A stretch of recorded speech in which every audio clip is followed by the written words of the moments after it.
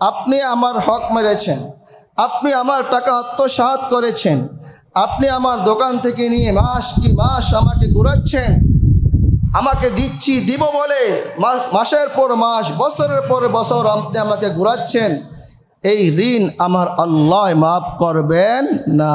আরে দোকানদার বাইরে তো আমার আপনার উপর অনুগ্রহ করেছে, আমার আপনার উপরে দয়া করেছেন, আমার আপনার উপরে মায়া করেছেন। সমস্ত দোকানদাররা যদি বলে আগামীকাল থেকে আমরা দোকান চালাবো না, দোকান বন্ধ করে দিব, আমার আপনার কাছে টাকা পয়সা থাকা সত্ত্বেও আমরা সদাই পাবো না, টাকা পয়সা থাকা সত্ত্বেও আমরা ওষুধ পাবো না, ঠিক কিনা বলেন? কি বলেন? সারা বাংলাদেশ সমস্ত ব্যবসায়ী বলে আমরা দোকান বন্ধ করে দেব, আমরা পাবো খাবার, টাকা নিয়ে ঘুরবো, কিন্তু কি পাবো না? খাবার পাবো না। কেন? তারা আমাদের প্রতি দয়া করেছে।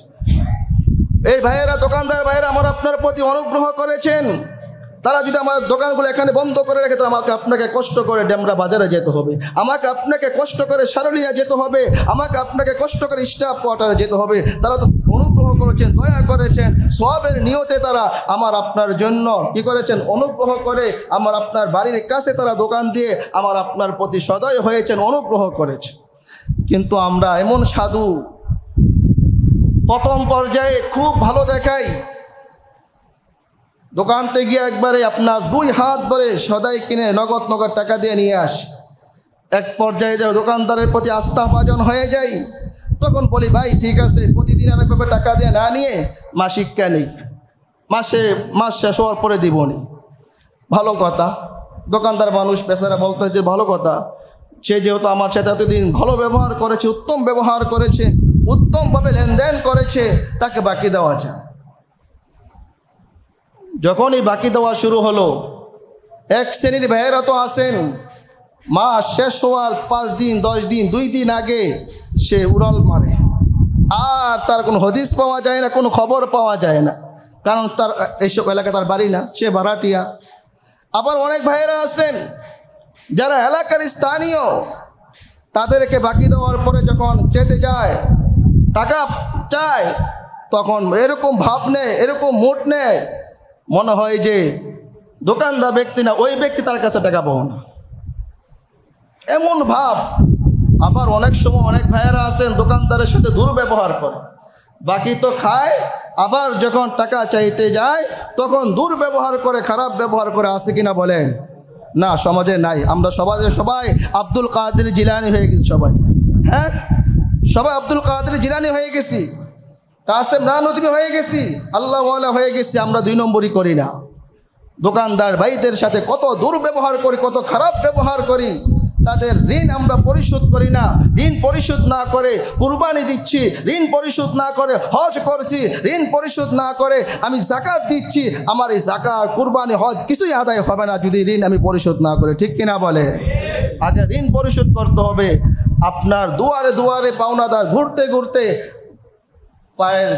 পায়ের চামড়া শেষ হয়ে যায়, আপনি তার ঋণ পরিশোধ করতেছেন না, টাল বাহানা করতেছেন। মাতলুল গনি জুলমুন, আপনাকে আল্লাহ সামর্থ্য দিয়েছেন ঋণ পরিশোধ করার, তারপরে যদি আপনি টাল বাহানা করেন, আপনি জুলুম করলেন। আর যে জুলুম করবে, আর জুলমু জুলুমাতু ইয়াউমাল কিয়ামা, কিয়ামতের ময়দানে অন্ধকার হয়েছে দেখা দিবে, অন্ধকার হয়ে উঠবে, কিছুই দেখবে না, কিছুই চিনবে না। মানুষ লাত্তি মারবে, ফেরেশতা লাত্তি মারবে, উষ্টা মারবে, উষ্টা মেরা জাহান্নামে নিক্ষেপ করবে। ঋণ আমরা এটাকে কিছুই মনে করি না।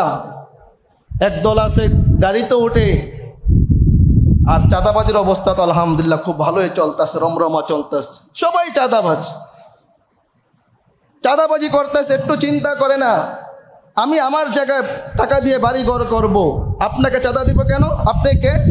আপনার খাই না, আপনার পরে আমি চাঁদা দিতে হবে।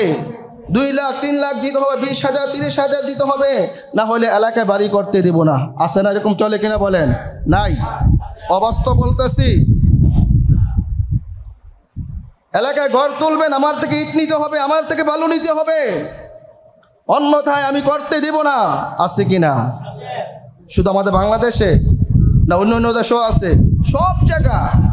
সব জায়গায় দুর্নীতিতে ভরে গেছে। এখন আমি বাড়ি করব, কার থেকে ইট নেব, কার থেকে বালি নেব, কার থেকে সিমেন্ট নেব, এটা আমার ব্যক্তিগত ব্যাপার। আপনি আমাকে ইনসাল্ট করার কে? আপনি আমার সাথে দুর্ব্যবহার করার কে? গাড়িতে উঠছে, গাড়ির হেল্পারের টাকা দেয় না, ভাড়া দেয় না, ভাড়া চাইছে না, দেয় না, বাস নেমে গেছে। এখন মনে মনে করে যে বেঁচে গেলাম। আপনি বেঁচে গেছেন, আপনি ধরা খেয়ে গেছেন, আপনি তার কাছে ধরা। আর আপনি একদল তো আছে নেতা, আমি নেতা, আমি নেতা, আমি পুলিশ বাহিনী, আমি বিডিআর বাহিনী, আমি ভাড়া দিব কেন?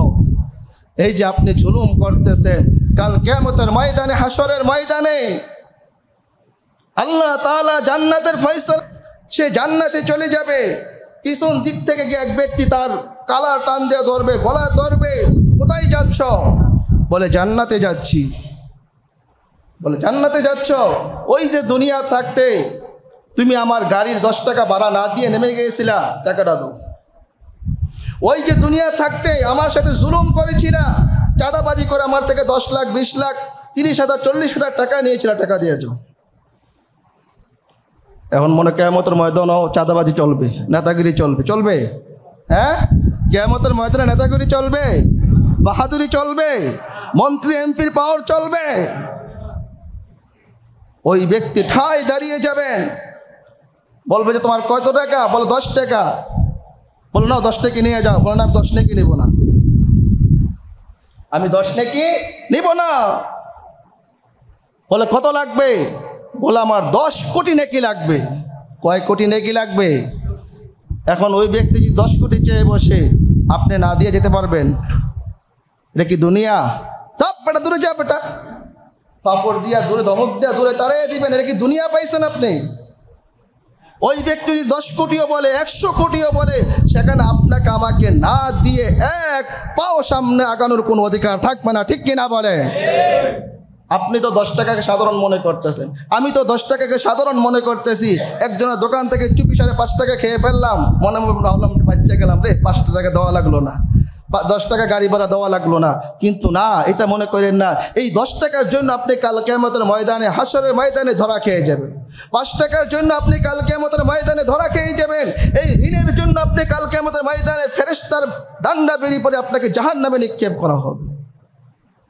সবাই ধরবে যে না, ওই ব্যক্তি আমার গাড়ি ভাড়া 10 টাকা দেয় নাই, ওই ব্যক্তি আমার থেকে চাঁদাবাজি করে 10 লাখ টাকা নিয়েছে, এই ব্যক্তি আমার জমিন কি করেছে? আত্মসাৎ করেছে। জমিন আত্মসাৎ করা তো আরো বড় গুনাহ। আত্মসাৎ করলে কেমন? হাদিসের মধ্যে আছে, মুসলিম শরীফের হাদিস, মুসলিম 2য় খণ্ডের হাদিস, রাসূল করিম সাল্লাল্লাহু আলাইহি সাল্লাম বলতেছেন, পুরা 7 জমিন তার মাথায়, তার গলায় ঝুলিয়ে দেওয়া হবে। এক মনুতে আলগাইতে পারি না, পুরা 7ম জমি, 7 আসমান, 7 জমিন আছে, ওই 7ম জমি, 7টা জমিন তার গলায় ঝুলিয়ে দেওয়া হবে। এবার হাঁটো, সম্ভব? হ্যাঁ, সম্ভব না। সুতরাং কেন আমরা এগুলা করতেছি? কেন ঋণ নিয়ে টাল বাহানা করতেছি? কেন ঋণ নিয়ে ঋণ পরিশোধ করতেছি না? কেন ঋণ নিয়ে আমি কি করতেছি? আনন্দ ফুর্তি করতেছি, লক্ষ লক্ষ টাকা আমার ঋণ, কোটি কোটি টাকা আমার ঋণ, আর আমি কি করতেছি? ঋণ দেওয়ার কোনো আমার খবর নাই, ঋণ পরিশোধ করার আমার কোনো খবর নাই। আমি আবার কি একবারে সমাজপতি, শিল্পপতি, এই পতি সেই পতি, কত পতি আমি। অমুক এসে বলবেন, আমার গাড়ির ভাড়া 10 টাকা তুমি দাও নাই, তুমিও তখন বলেছিলে আমি অমুক এলাকার নেতা, নেতার পরিচয় দিয়ে তুমি 10 টাকা ভাড়া না দিয়ে চলে গেছ। আমি আমার জমিতে বাড়ি করতেছিলাম, তুমি আমার উপরে জুলুম করেছ, বলতো আমার থেকে ইট নিতে হবে, পাথর নিতে হবে, বালু নিতে হবে। আমার সাথে তুমি চাঁদাবাজি করেছ, আমার চাঁদার টাকা আজকে পরিশোধ করো। বলতেছে প্রত্যেকে যখন ধরবে, প্রত্যেককে আমল দিতে দিতে ওই ব্যক্তি তখন ফকির হয়ে যাবে, মুফলিস হয়ে যাবে। ফুলুস, কোনো টাকা নাই, কোনো টাকা নাই, অর্থাৎ কোনো নেকি নাই। সমস্ত নেকি যখন তার শেষ হয়ে যাবে, অমুককে দিবে, তমুককে দিবে, অমুক পাওনাদারকে দিবে, তমুক পাওনাদারকে দিবে, দোকানদারকে দিবে, গাড়ি ভাড়া দিবে, এই দিবে সেই দিবে, দিতে দিতে সমস্ত আমল শেষ হয়ে যাবে। এখন আমলের থলি কি? জিরো, খালি। এখন